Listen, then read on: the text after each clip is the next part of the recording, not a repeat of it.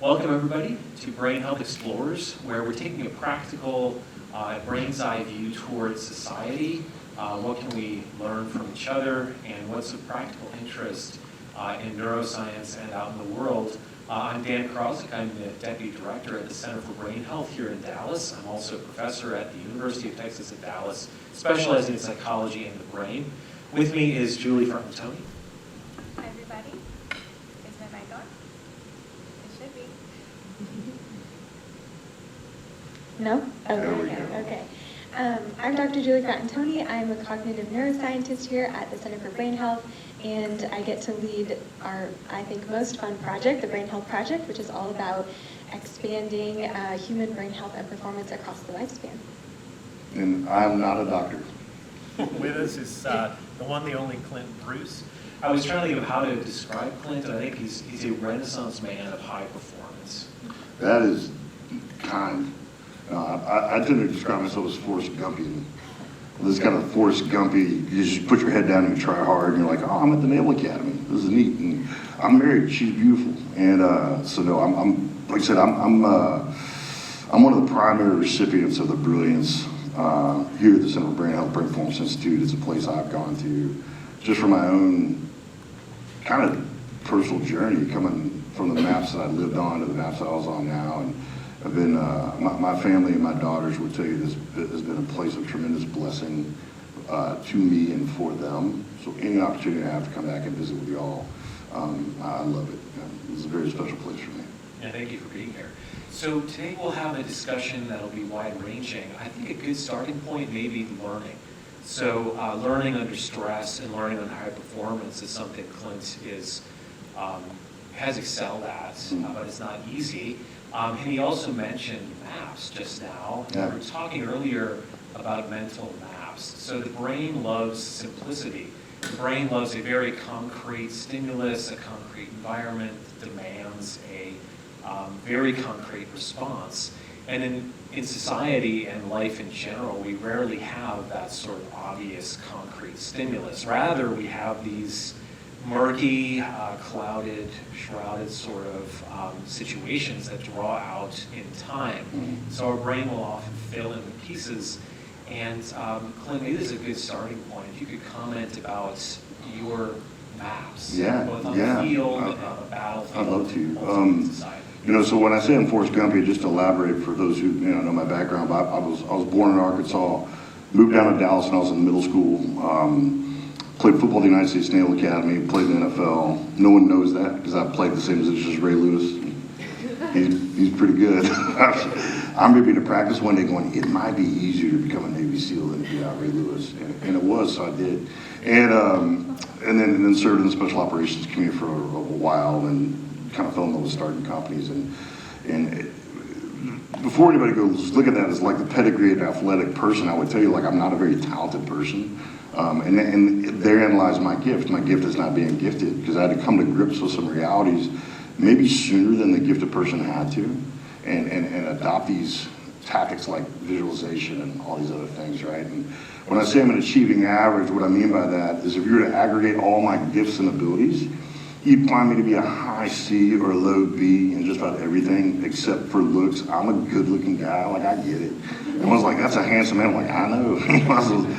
I left the house this morning, I caught a glimpse of myself in the mirror, and I turned to look at my bride, and I said, hey, babe, I can turn it down, but I can't turn it off. It just is what it is. And she laughed, too. It was pretty hurtful.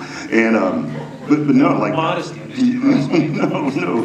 Yeah, self-awareness is what it is. I mean, and but for me, I had to come up with these, I don't want to call them coping strategies because that diminishes them, and they're, for me, they're performance tactics. But when you're the fifth string fullback in 8th grade at Brandenburg Middle School, and there's only 3 other fullbacks, you got to come to grips with, But I love the game, and I had to decide, well, I was going to play the game, and I wasn't going to play the game for the reason other people play the game. I was going to play the game because I want to be part of something bigger than me. I love the physical struggle. I love demonstrating my value to others and having them put their words to work on my behalf. And the serendipity of that was I played scout team.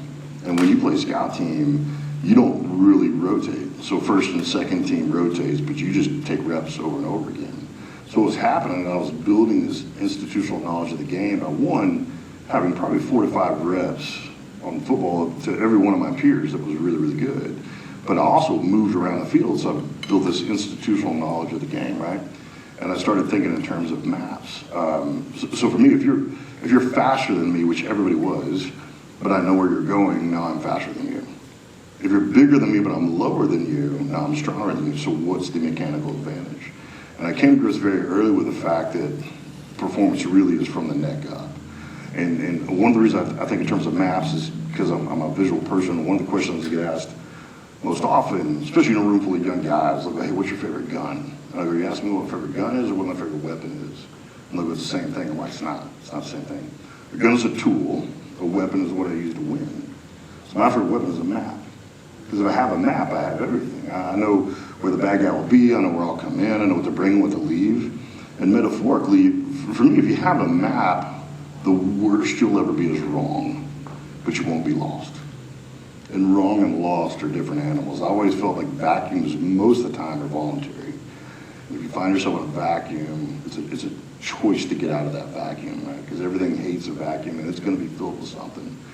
And so when I kind of look at my life, I kind of define my life into these really 4 maps that matter most to me. Is the ball field, the battlefield, the boardroom, and the breakfast table.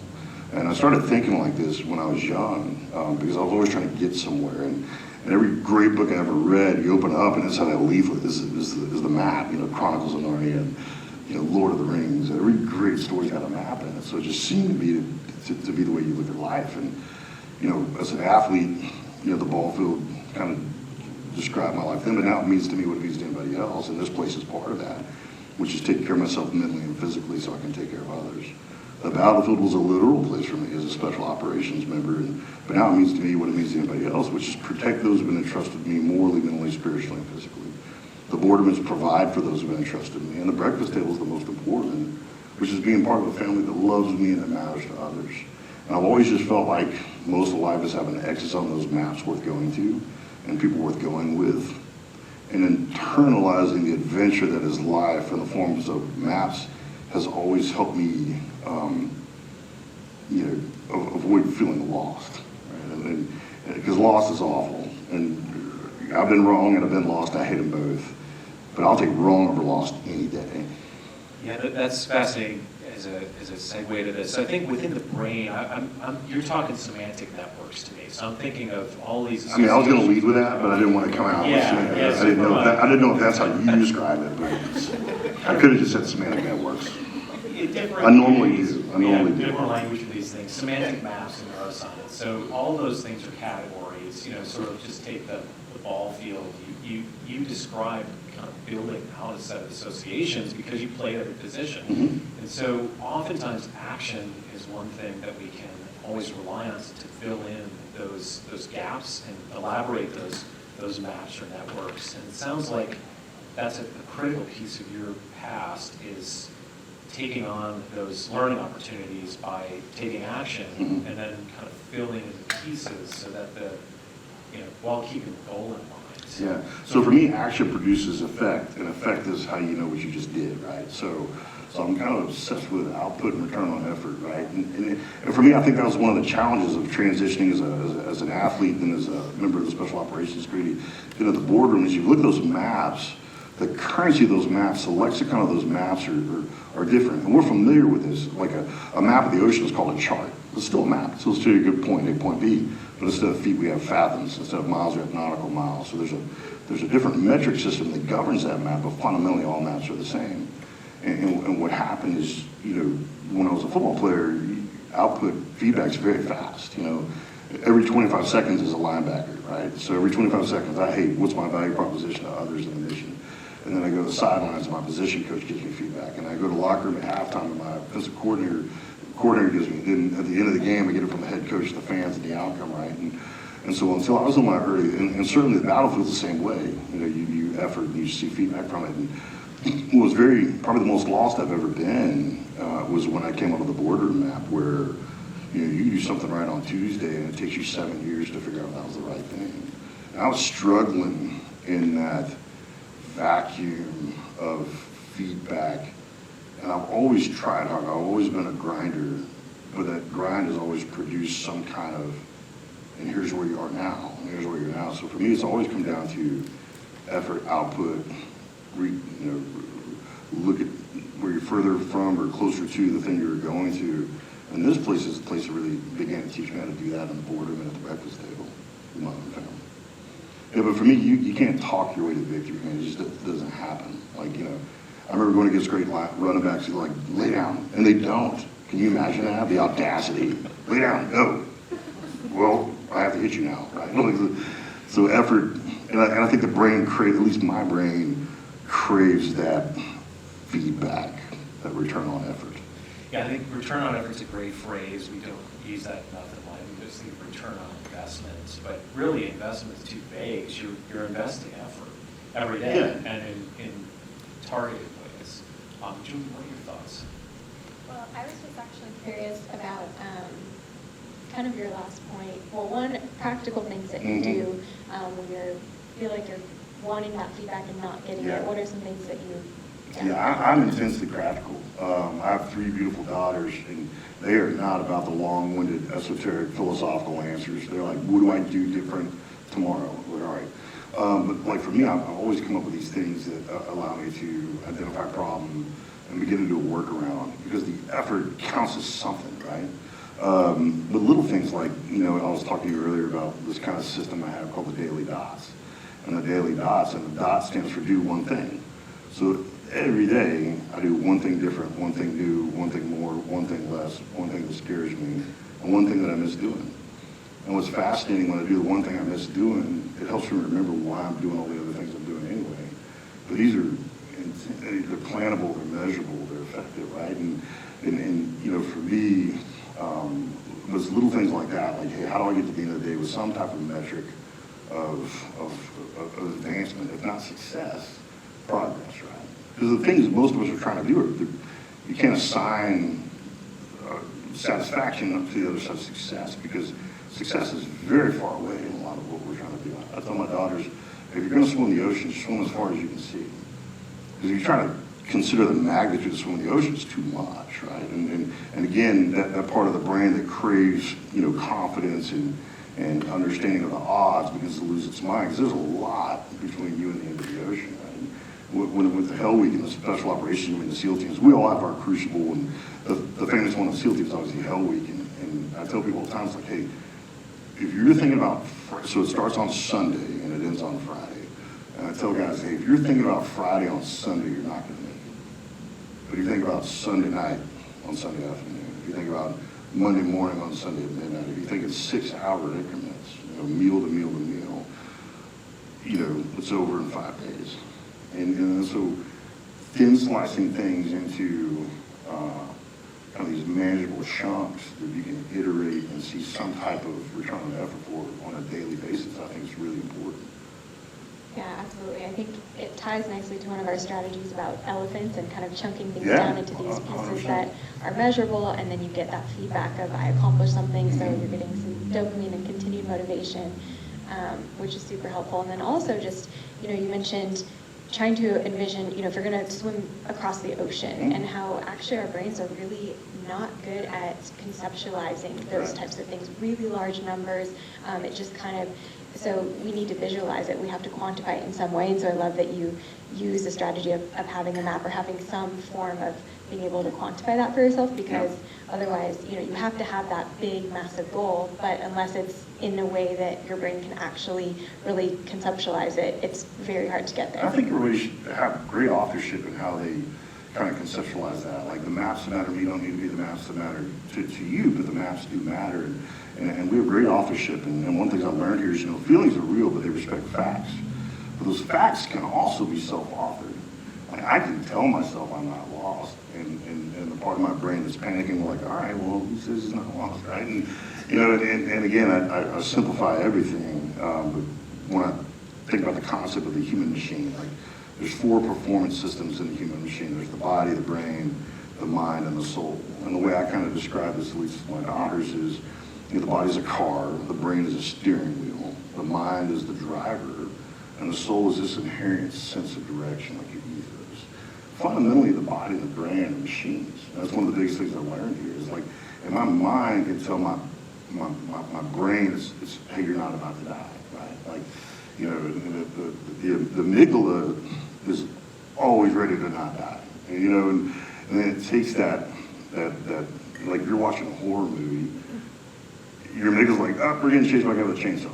And it takes this like nanosecond communication between that prefrontal cortex, did I say that right? Prefrontal, You is got that it. part of the semantic network? The PFC, if you Good, want to get right. stylish. And saying like, no, it's a movie, right? But again, those facts can be relative to the author. And there's this, in the Avengers, so I think it's the one where, you know, they all kind of meet up, and there's this really amazing scene where they pick up Thor out of space, and there's this tension between, you know, Star-Lord and Thor says something, and Star-Lord goes, you just made that word up. And Thor, without batting an eye, goes, all words are made up. And you're like, huh, yeah. I guess at some point everyone's like, yeah, that's the number 7, agreed, right? Yeah, that's a great point. So we live so often at the soul and mind level. Mhm. We kind of are in our own head, but I think embedded within what you just described there, if the brain and body are the car, it's really driving the car that has the biggest impact, because then you get to get feedback from the road, you get to get feedback from the other drivers. You can It's this spin nexus, on it's them. this fusion of those 3 things. Right, so you always need them informing Yeah. the So if you think, if we take this analogy or metaphor, I don't know which one the right word is for that, but you know, say the human machine, there's always an autopilot in the human machine, that body and the brain. That body and brain aren't going to hit something, right? This is what it won't do. So it takes the mind to tell the body and brain, like, hey, we're not going to hit anything. Right? But it's that holistic engagement across all 4 that allows you to then perform it the way you want it to, and the way you said you would at the very beginning. So this brings up a really basic question, which I want to get your perspective on, Clint. Do you feel like you learn more from failures or successes? Oh, 100% failures. And again, this is one of the kind of the beliefs I had was validated by the brilliant people here at the center is you lose. I tell my daughters, like you lost, you get beat, or you won. Losing is you beat yourself. Getting beat is you just get beat, and winning is winning. And I never knew what I learned from winning, and I have to be careful. I don't want to crave chaos for chaos' sake, but I recognize it's a laboratory. But the one I learned here was functionally, physiologically, the brain lacks the stimulus to grow based on success. I mean, the brain is inherently lazy. You know, like it's the greatest consumer of calories in the human machine, right? And so it's not trying to find a way to work overtime. And so it takes that stimulus of fear or failure or discomfort or whatever to kind of prime that growth factor in our brains. And I saw this in real time in both the NFL and the special operations. In the NFL, it was the very first time guys had been surrounded by someone who was as naturally good as them, as fast, as strong, as big. And a lot of guys couldn't take it. And that wasn't a character issue. For me, it was an exposure issue. It was just the first time. For the first time, I was having the hardest day of my life was when I was 24 and I already made millions of dollars. I don't know how I would respond, but the first time of the hardest day of my life was like in 3rd grade. And I was trying to keep Alice from beating me up and taking my lunch money on Joe G. Robinson, playground, right? So for me, I don't crave failure. It's not my friend, but I recognize it as the precursor to growth. And so to avoid adversity is to self-elect this stymied growth, right? And, you know, I was telling my daughters, self-selecting out of an adventure is not humility. If anything, it's the peak of arrogance. Because when you self-select out of an adventure, what you're saying is, I know everything I need to know about myself and everything I need to know about the adventure, which is pretty bold. It's a pretty bold statement to claim that type of awareness, right? I mean, I'm 48, I'm still learning stuff about myself. So when you launch into the adventure, you're either going to learn something, get where you said you're going to go, or learn something and get where you said you're going to go. I mean, it's inevitable. That's why I always have this belief that you have to run up the hard things. Yeah, I've heard it described that learning is just a bunch of tiny failures, and so being open to that is a huge part of it, and that's how. Or magnificent failures, epic failures, where other people can learn from your failure. I provide that for a lot of people. Like, well, don't do what Clint did. He's still out cold, right? So it's a community. Okay, this is a great point to pivot to get some more voices in the conversation. So we'll open the floor to general questions. We have a lot of really diverse people in the audience today, some of whom have worked with us before or know Clint personally or are completely new to the topic. So we welcome any thoughts or questions you have. Yes, ma'am.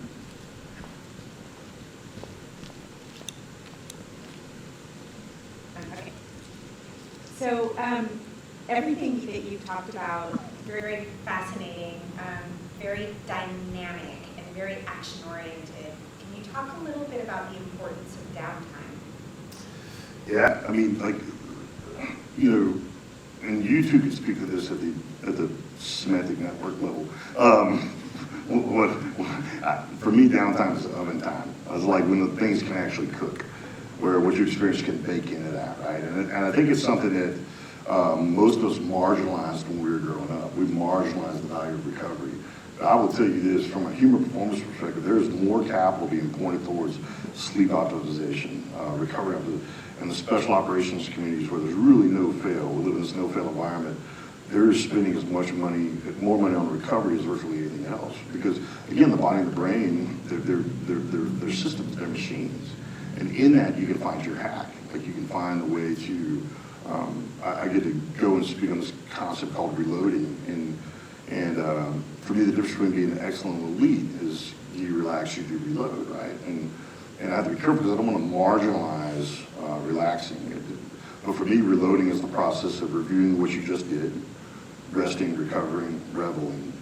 When you do those things, you almost find yourself reloaded, but very deliberate. Like for me, review, you look at the map you were just on, and you ruthlessly inventory through the lens of angles and allies and advantages.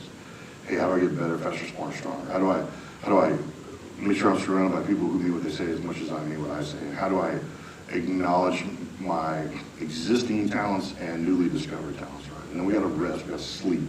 Like these phones aren't off when we turn them off. They're doing things that they can only do when I'm messing with them, and the brain's kind of the same thing, right? But then you got to recover, and so rest is recalibration. For me, recovery is recharging, and this is where I say, like, the body, brain, mind, soul, they all have this kind of fuel system. And once you understand that fuel system, then you can create these concentrated doses, right? So as an athlete, I was at this inflection point where if you got a massage, you're spoiling yourself, or you got a massage, you're a pro, right? And so the value, the restorative value of massages, you can't argue with it. But a lot of people go, well, if I don't have an hour, I won't get a massage. Well, hold on. A 25-minute chair massage has benefits to the body, to the brain, to the mind, right? And so why would you deny yourself incremental growth of those things because of the word recovery? And one thing I tell people, like, the way I recharge, man, if I get in my truck and I drive with my girls to nowhere and just listen to their music, a couple things happen. One, I hate their music. I hate it. Loathe it. It's awful. But I love why they love that song. And for those of you who know me for a while will know that when I talk about, I just want to be the kind of guy I want my girls to marry one day. Right? That's it. That's everything I do reverses down to that. And if I spend 30 minutes in my truck with one of my daughters listening to the music that they love and why they love it, I remember why I'm doing everything that I'm doing. And woe the person who has to compete with me after I've spent that time with my girls. And so if you're not a serious, go back to the maps briefly, if we look at the ball field, the battlefield is competitive terrains, which they are, without question. But one of the questions I ask myself is, hey, is the boredom a competitive terrain? Yes. Do I view myself as a competitor in the boredom? Yes. Do I treat myself like an athlete? No. I would have never gone to bed the day before a scrimmage the way I go to bed the day before work. I would have never fed myself as an athlete or an operator the way I do. So when I begin to look at myself as an athlete on a boardroom terrain, then I begin to value recovery and resting. For all the reasons I did in the domains where you can't fail, right? So it's incredibly important. It's something I think my generation marginalized for a really long time, and it was vilified in some ways. But now it's what all pros do, regardless of what map you're on. Yeah, sleep is definitely seen as a luxury or has largely been viewed that way. I know around here we know how important and critical it is. But the other thing we talk about a lot is neuroplasticity and how incredible that is. But what we fail to follow up with is that neuroplasticity doesn't occur if you are not allowing periods of non-sleep deep rest, like meditation or just taking a break, or actual sleep. So Yeah. I want to just... So you have the great ideas in the shower. You know, the great ideas in the shower. The brain goes, what, alpha, theta? Yeah, so getting back to your car analogy, so the brain... I was probably wrong. He was like, nope, let's just keep going. Let's keep going. So I think about the analogy, the brain and the body being your car. You can't just pull your car to the garage, Right. drag race it, put it back in, Right. and leave. The car isn't going to perform well. Right. So there's a lot of benefit to our brain for not only sleep, no question sleep, but also just, I think, the comment Maintenance. downtime. Exactly, maintenance, in doing some of the carpentry, cleaning, or yard work. Mhm. You kind of have your brain, allow your brain to just, filter things. And in doing that, your brain creates sort of sculpted version of reality where it focuses on those things that it learned from, and it kind of, the rest falls away. Mhm. And so our memories are very sculpted by sleep and downtime. There was brilliant work by Bruce McNaught about 20 years ago finding that our hippocampal systems replay Mm. things we did during our day. It's like the car. Yeah. It's replaying its drive to learn from it. Optimization, seeking that exactly, optimization. Right? we are actually active at the level of our intelligence by allowing for downtime. And the body craves, the brain crave efficiency so much that, I didn't learn this until I was here, but, eyesight, like you're not really seeing a complete picture. What you're doing is seeing enough of the picture that your brain can then complement it with what it's seen before, right? Doesn't even take in the whole thing. It's like, oh, okay, I got it, right? And so recovery is like, it'd be like cooking without spending any time in the oven. It just doesn't really work after if you do it that long. I think, I don't know, I'm not a scientist. Other comments or questions? Yes. Hello? Is it on? Now? There we Okay. go. So I want to talk about, ask a question around transition. Yeah. You have had multiple transitions, successful.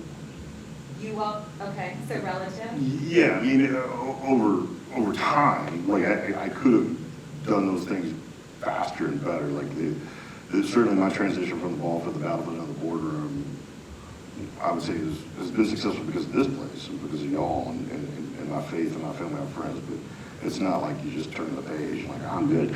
Right, and I think that we both know people who have a much more difficult time, Sure. longer transition. Really, I want to know from your insights, your input, what are Like the one or two or maybe even three things that you would say are key to peak performance transition? Mm-hmm. Yeah, so for me, exporting those things that work on both the battlefield and the boardroom has been fascinating, right?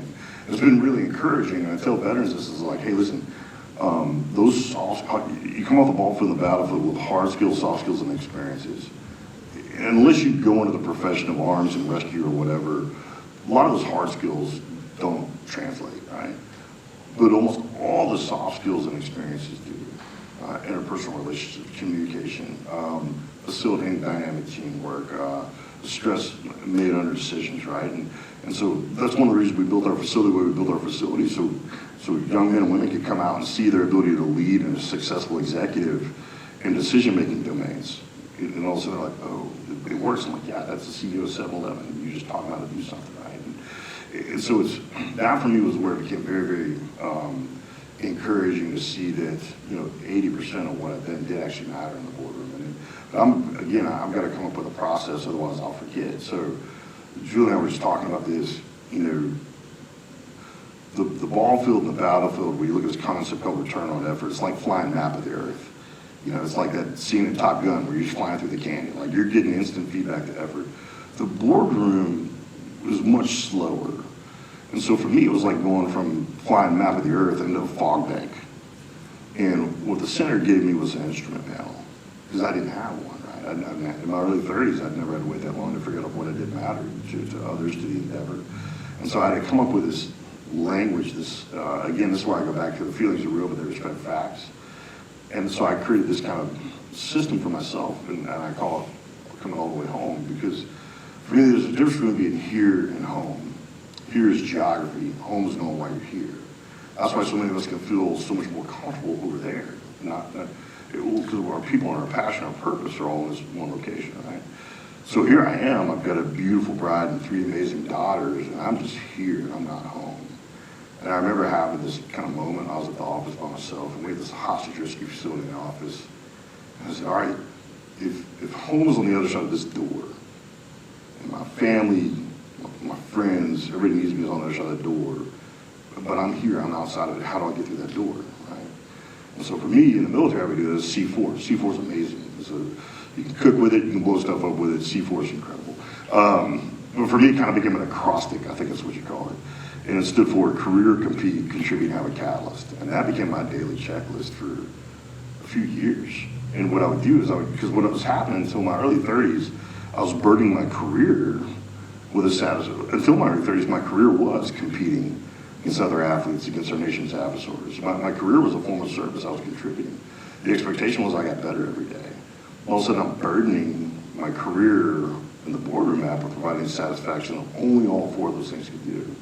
So then I had to slice them up. So hey, I had to grade these things in ones and zeros. It's very binary because I'm either too generous or too harsh. So it was like, hey, did I go to work? Because you can't have a good day unless you show up, right?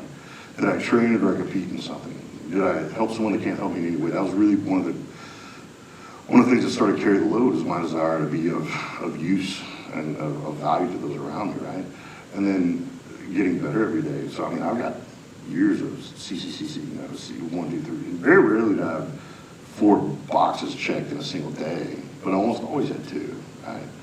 And so for me, it was that instrument panel going, okay, I can't wait to assign value, success, progress based on the language that the boardroom is telling me. No other way, the boardroom doesn't owe me anything. The private sector doesn't owe me a language that I understand. So I have to create one that can hold me over until I begin to see the return on effort that the boardroom pays out, right? But again, that's why I said earlier, I think being in a vacuum is voluntary. And if you exist in this kind of mental vacuum, you just got to create a system that your brain will accept, and then you just go. You stay faithful to it. Does that make sense? Is that your question? Oh, that was your question. It is not. I spent a long time answering the wrong question. No, I love it. I think having an instrument panel is really critical, and I think whatever's on your instrument panel, having this purpose behind what it is, and that's one of the most critical parts of just performance and health. Certainly of our. Just knowing you're not lost. And I tell guys all the time, it's like, hey man, you go from being lost to being wrong, and you go from being wrong to less wrong, then less wrong to less wrong, and then less wrong to less wrong. And you may be right every once in a while, but the most important thing is to have moved incrementally away from the first wrong, and to know without question that you're not lost. Boy, there's something about knowing you're not lost. I mean, there's just something about it. We've all experienced that. It's one of the things I love about the Center for Brain Health is like, where is it? Oh, it's a big sign. Well, saw when I was flying in, right? So, I mean, but again, the stress that goes down when you're flying in is like, oh, there it is. I can walk there. I'm not going to, but I could. And but again, boy, it's just huge to know that you're not lost. You know? This kind of goes with the idea of transition and just the difficulty that is to go from having a team or being a part of a team to not. And so I love that you actually make a distinction between a team versus a tribe. And there's a lot of just goes into the neuroscience of needing a tribe. And so will you talk a little bit about how you define a tribe and how you build one? So I'm very fortunate to go around and speak to companies and organizations and stuff. And one of the things I talk about is these qualities that I've seen elite achievers have on these maps that matter most. And these aren't talents, these are just kind of daily decisions. And I affectionately call them the pursuit points. And there's 5 of them. Elites are balanced, they're curious, they're tribal, they're intentional, and they're authentic. And tribalism has always kind of been the key to any kind of success I've had. Is I've always known where I want to go, and I've always known what I'm not.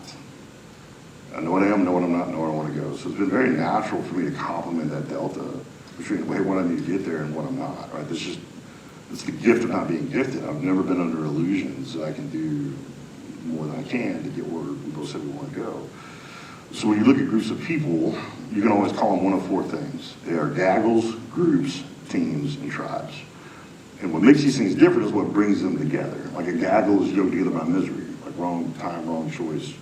It's a plane, he's stuck on the tarmac, it's traffic, it's a Mexican prison, I've heard. I don't know that to be true, but it was awful.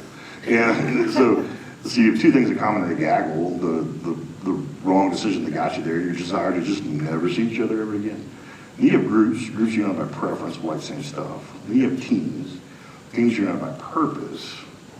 You have a common goal and you recognize the need for diverse skills, you align for the pursuit of that goal, but sometimes that's all you do. It's a declaration of intent. It is not intent in motion, right? For me, purpose can get revealed as an opinion when adversity hits. What makes a tribe different is conviction. So when you shed the weight of the self, there's 32 teams in the beginning of every football season, and they all say the same stuff right now, because I'm with a lot of them, right? And in January, only the ones that meant it or knew how to do it are left. Everyone else is going home, right? Because the ridding of the self is the difference between the team and the tribe. The only thing that matters in the tribe is the mission and the man and woman next to you. And it manifests itself in like performance speed. The way I describe it is teams grow, tribes flow. There's a fluidity to it. And that's when you see people moving at the speed of trust, you see the selflessness there, this clarity of purpose. And so for me, I've just never been good enough to get anywhere without this total optimization of me and all the other people around me, right? And that's why I love adversity. Adversity is it's a truth teller, right? Like, adversity hits, and there's this tug of war. T.E. Lawrence, who we all know as Lawrence Arabia, T.E. Lawrence once said, an opinion can be argued with, but a conviction is best shot. Because conviction produces action, right? And what happens when adversity hits, you're going to find out if someone's purpose is their opinion or conviction. If it's an opinion, then we have attrition and they go away. If it's conviction, then they stick, right? And one of the questions I get asked most often is like, how do you get everybody in the boat? And my answer isn't what anybody wants to hear. I go, you can't. You can't make it through hell for somebody, right? What you can do is you can pull someone's purpose towards a conviction with performance, process, passion, and purpose, right? So it's like a tug of war with each step. But for me, if you look at civilization, tribes have only affiliated historically for two reasons, survival and success. So the only things that matter to a tribe are survival and success. There's a sense of urgency that makes the small things reveal themselves as small things.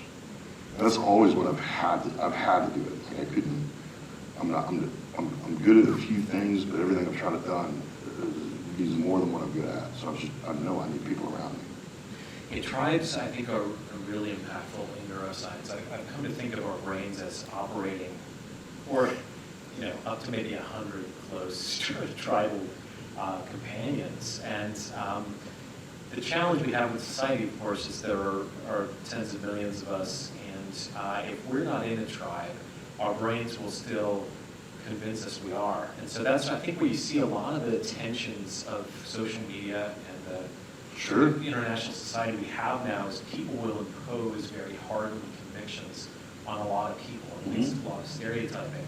So I think that is something the brain's going to do, whether we take advantage of it or whether we let it be a liability. I like what you said about how to harness this. If we're going to be tribal, our brains are naturally tribal.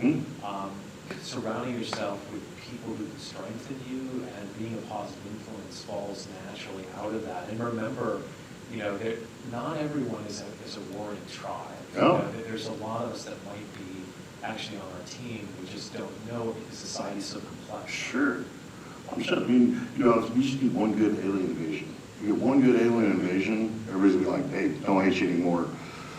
That guy just shot something at me. Right? So if it is a guy, I don't know. I can't figure that one out yet. It's weird. But yeah, I think I've always preferred to have this tribal existence out of necessity. It's also emotionally more rewarding to be on the other side of something you couldn't have done without them, and they could have done it without you. And there's just a lot of kind of clarity of purpose and identity in that. And I think that's one of the things that we struggle with as we go from one map to the other, is you have this, and by the way, none of us were creating the process that we stepped into on the battlefield and the battlefield, right? Like that has existed before us and will exist after us. And what makes the boardroom mystifying is there's so many options and so many people telling you that this is the process, but you're unique in this landscape, right? And so figuring out that who your tribe is, and your tribe doesn't have to be your profession either. It can be your passion. I know I have amazing friends that could be neurosurgeons, and the kids are incredibly grateful that they're fifth grade teachers. And the reason that they're fifth grade teachers is they love kids, and they love hiking in the summer. And so they use their profession to facilitate a purpose that isn't classically defined as a profession, right? So, in my mind, the boardroom has always existed to benefit the breakfast table. And the minute the boardroom exceeds the breakfast table, I am in trouble, right? And creating equity in these maps is really important to me. So for me, the breakfast table matters most, and everything else yields to that. Because if it doesn't, I'll have this amazing boardroom success, and I won't have anyone to share it with. Or, and one of the reasons I love this organization so much is, if I have this incredible boardroom success at the expense of the ball field, I'm not mentally and physically healthy enough to enjoy the fruits of that effort, right? So we got to have this harmony. We got to have this this kind of parity, this collective movement forward. They got to be complementary and supportive of each other. Okay, let's go to maybe one more question, and then we'll move toward wrapping up. So, Clint, I know you've done a lot of interesting, fascinating things. Is there something new that you're focused on, and if so, why? And what's kind of contributing in that? Man, I would tell you, it is with some joy in my community that my answer is I'm not doing anything new. I'm just trying to do everything I've always done better, right? It's like, and I think that's a sign of what kind of my maturing as an individual, is being willing to adore and see things all the way through instead of pivoting to the next thing I'm good at, so I can have some satisfaction from that. So, but for me, it's that's why I told you, I want to build and lead companies that allow me to work for the best leaders in America and create amazing careers for veterans and their families as they come from the battlefield of the boardroom. And I want to win the war on veteran suicide with the power of daily wins and a good day's work. And I define daily wins as adding value to the kind of person you want to be around and learn from. What you already know how to do is you come from the battlefield, and know the boardroom. And a good day's work is get provided for because you added value to the kind of person you want to be around and learn from, what you already know how to do, but what you learn on the battlefield and battlefield as you come to the boardroom. And so it's just that. It's just iterating that.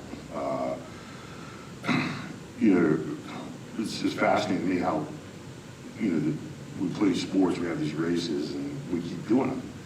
And there's like this, like, we'll never be good enough. We'll never be this. So I love iterating toward, I think, I said this up here one time, I told my daughters this. I said, listen, there's no X on the map you get to where everything's great. There's no house, spouse, car, job. What there is, in my world, is there's X's worth going to and people worth going with. And you bounce around towards Jesus till you meet him. And once you kind of shed this pursuit of Camelot and utopia, and you just kind of get to living, then life becomes not easier, but more navigable, more approachable, right? And so yeah, I'm just trying to do everything I've been doing, but better, right? And I'm scared the fool out of all these teenage boys too. My goodness, like, I told this boy the other day, I was like, listen, you're gonna make good decisions when it comes to my daughter. Either because you're afraid or because you're a good kid, and I don't care which one. I don't care if you make a decision because you're afraid or because you're a good person, but you're gonna make a good decision. He's like, sure, I'm in 6th grade. I'm like, doesn't matter, just start. Where's your dad? I'm just scared your dad now, right? So, Okay, enforced good decision making. that's right. Get all these You're gonna do the right thing. Let's move to our takeaways from today. I'll start with you, Julie. Sure. Well, Clint, I just want to say thank you so much. You are the kind of person that is infectious, and is someone that it's like you just want to hang out with you all day and just learn from you. So, Well, thank you. I think I really enjoyed, one, just how you're able to so concisely boil things down into bullet points, because the brain craves simple and actionable. And so you are just such a great example of just practical wisdom applied.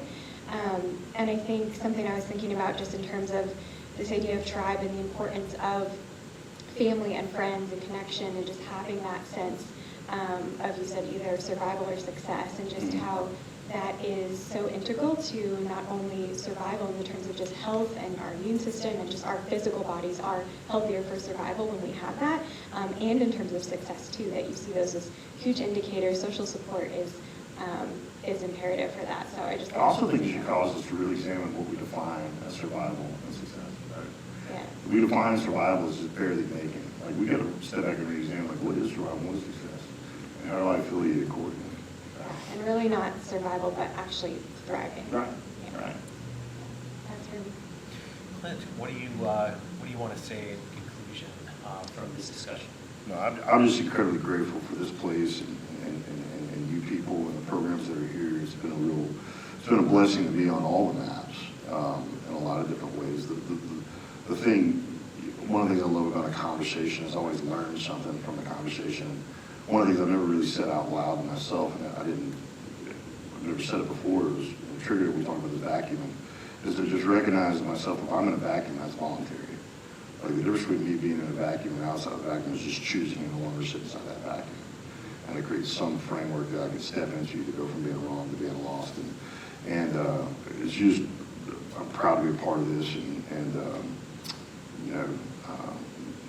continue to be a fan and admirer of everything that's done here. Fantastic. I would say from this discussion, I really love the richness of the analogies.